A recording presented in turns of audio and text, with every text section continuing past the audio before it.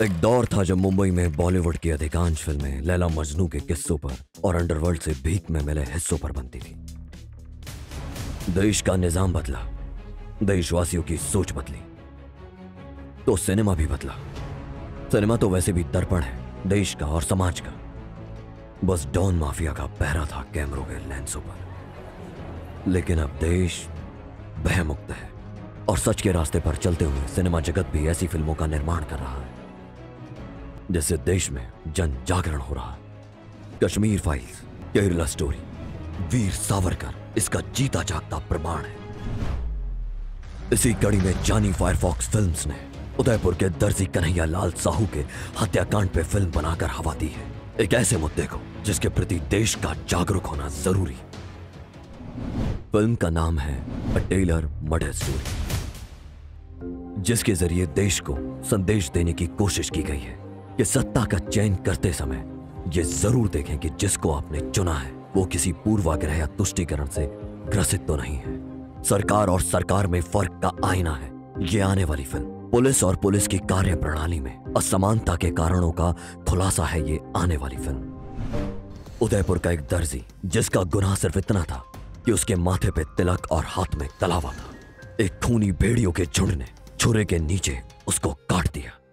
सरकार से कह के सुरक्षा मिल जाती तो सरकार चाहती तो मदद कर सकती थी, उसको बचा सकती थी।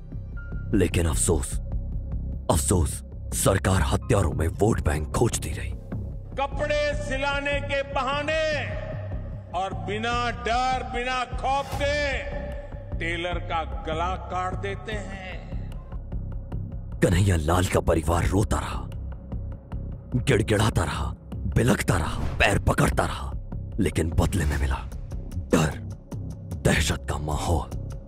हमारा एक ही उसूल है, किया हुआ वादा कभी तोड़ना नहीं और काफिरों को कभी छोड़ना नहीं। खौफ, धमकियां। दोबारा यहाँ दिखा तो तेरी बीवी बेवा और बच्चे यतीम हो जाएंगे। गर्दन को छुरे से काटकर अल्लाह अकबर के नारे और सरतन से जुदा की सनक के साथ वहशियाना कत्ल। फिल्म एक संदेश है कि जब एक तरफ राजस्थान सरकार आतंकवादी और जिहादियों को बिरयानी खिला रही थी और गला काटने वालों को मासूम बताकर उसको माफ करने की बात हो रही थी, जब राजस्थान में सेकुलर सरकार के मातहत काम करने वाली पुलिस जिहादियों के सामने गिड़गिड़ा रही थी। जनाब, आपने यहाँ आने की जहमत क्यों उठाई? आप हमें खबर कर देते, हम हाजिर हो जाते। वहीं दूसरी तरफ जिन राज्यों में आपने राष्ट्रवादी सरकारें चुनी, वहां क्या हो रहा था? वहां की पुलिस के तेवर कैसे थे? इतनी गोलियां ठोकेंगे कि देवबंद में चारों तरफ सिर्फ पीतल ही पीतल नजर आएगा। फिल्म के जरिए दिखाने का प्रयास किया है कि कैसे वोट बैंक के तुष्टीकरण से बेपरवाह राष्ट्रवादी सरकार चुन चुन के अपराधियों को उनके अंजाम तक पहुंचाती है। सिनेमा के जरिए आपको यह भी फर्क समझ में आएगा कि तुष्टीकरण की राजनीति करने वाली सरकारें और निष्पक्ष संकल्पबद्ध सरकारों के काम करने में कितना फर्क होता है और उनके अंडर काम करने वाली पुलिस के रवैये में कितना अंतर होता है। मंत्री हो, सांसद हो, विधायक हो, बाहुबली नेता हो, उनकी नाजायज सिफारिशें आज से बिल्कुल बंद।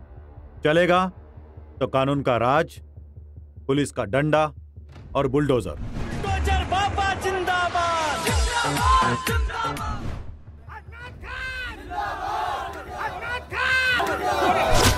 तेरे नेता अजमत खान को घुंघरू पहना के इसी सड़क पर मुजरा न कराया तो मेरा नाम अभयपाल शर्मा नहीं।